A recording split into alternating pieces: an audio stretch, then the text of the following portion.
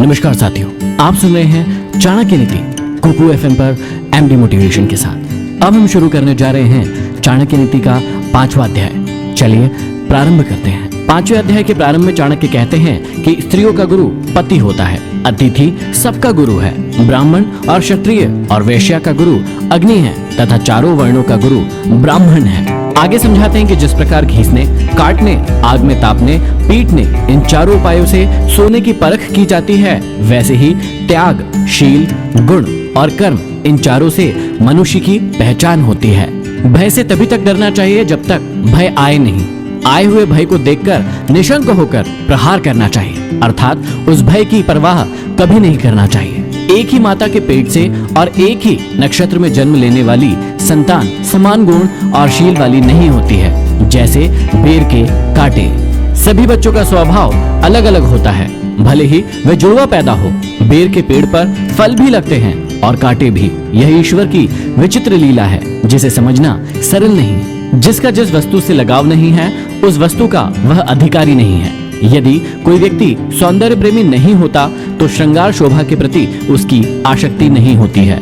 मूर्ख व्यक्ति प्रिय और मधुर वचन नहीं बोल पाता और स्पष्ट वक्ता कभी धोखेबाज या धूर्त या मक्कार नहीं होता है। साफ साफ बोलने वाला कड़वा जरूर होता है, पर वह धोखेबाज नहीं होता है। मूर्खों के पंडित, दरिद्रों के धनी, विधवाओं की सुहागिनें और वैश्याओं की कुलधन रखने वाली पतिव्रता स्त्रियां शत्रु के समान होती है। यह सांसारिक नियम है कि मूर्ख व्यक्ति पंडितों से ईर्ष्या करते हैं, निर्धन व्यक्ति धनिकों से ईर्ष्या करते हैं। वैश्याएं धर्म का पालन करने वाली पतिव्रता स्त्री से ईर्ष्या करती है और विधवाएं सुहागिनों को देखकर अपने भाग्य को कोसती रहती है। यह एक स्वाभाविक प्रक्रिया है।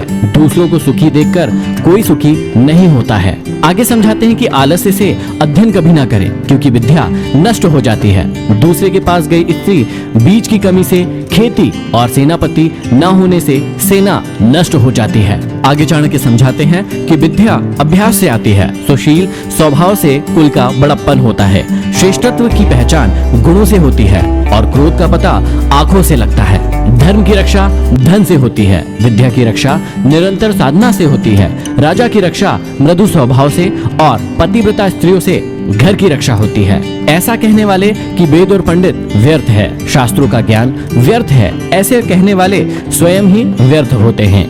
इनकी ईर्ष्या और दुख भी व्यर्थ होता है। वे व्यर्थ में दुखी होते रहते हैं, जबकि वेदों और शास्त्रों का ज्ञान कभी भी व्यर्थ नहीं होता है। आगे कहते हैं कि दरिद्रता का नाश दान से, दुर्गति का नाश शालीनता से, मूर्खता का नाश सद्बुद्धि से और भय का नाश अच्छी भावना से होता है। काम वासना के समान दूसरा कोई रोग नहीं, मोह के समान शत्रु नहीं, क्रोध के समान आग नहीं और ज्ञान से बढ़कर सुख नहीं। मनुष्य अकेला ही जन्म लेता है और अकेला ही मरता है। वह अकेला ही अपने अच्छे और बुरे कर्म को भोगता है। वह अकेला ही नरक में जाता है और परम पद को पाता है। ब्रह्मज्ञानी की दृष्टि में स्वर्ग तिनके के समान है, शूरवीरों की दृष्टि में जीवन तिनकों के समान है।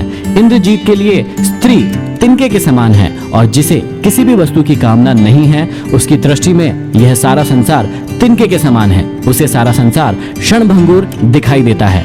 वह तत्वज्ञानी हो जाता है। विदेश में विद्या ही मित्र होती है, घर में पत्नी ही मित्र होती है। रोगियों के लिए औषधि मित्र है और मरते हुए व्यक्ति का मित्र धर्म होता है, अर्थात उसके सत्कर्म होते हैं। इसलिए विद्या, पतिव्रता, विदुषी स्त्री, रोग के समय उचित औषधि और मृत्यु काल निकट आने पर व्यक्ति के सत्कर्म ही उसका साथ देते हैं। इसी प्रकार आगे समझाते हैं कि समुद्र में बरसात का होना व्यर्थ है, तृप्त व्यक्ति को भोजन कराना व्यर्थ है, धनिक को दान देना व्यर्थ है और दिन में दीपक जलाना व्यर्थ है। चाणक्य कहते हैं कि बादल के जल के समान कोई दूसरा जल नहीं होता, आत्मबल के समान कोई दूसरा बल नहीं होता, अपनी आंखों के समान कोई दूसरा प्रकाश नहीं है और अन्य के समान दूसरा प्रिय पदार्थ नहीं होता। निर्धन लोग धन चाहते हैं, पशु वाणी चाहते हैं, मनुष्य स्वर्ग की इच्छा करता है और देवगण मोक्ष चाहते हैं। संसार में सभी प्राणी किसी न किसी अभाव से ग्रस्त रहते हैं। इस अभाव को मिटाने के लिए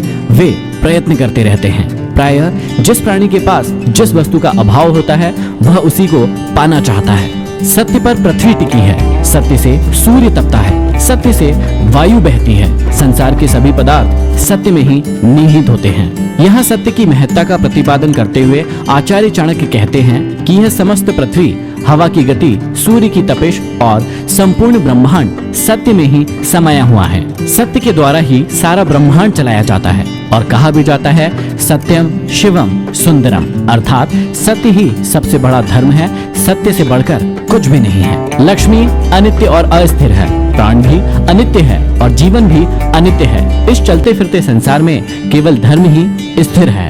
पुरुषों में नाई धूर्त होता है, पक्षियों में कौआ, पशुओं में गीधड़ और स्त्रियों में मालिन धूर्त होती है। ये चारों सदैव दूसरों के कार्य को बिगाड़ने वाले होते हैं। मनुष्य को जन्म देने वाला, यज्ञोपवीत संस्कार कराने वाला पुरोहित, विद्या देने वाला आचार्य, अन्न देने वाला, भय से मुक्ति दिलाने वाला अथवा रक्षा करने वाला, ये 5 पिता कहे गए हैं। अतः समाज में इन्हें पिता अर्थात पालन करने वाला उच्च स्थान दिया गया है।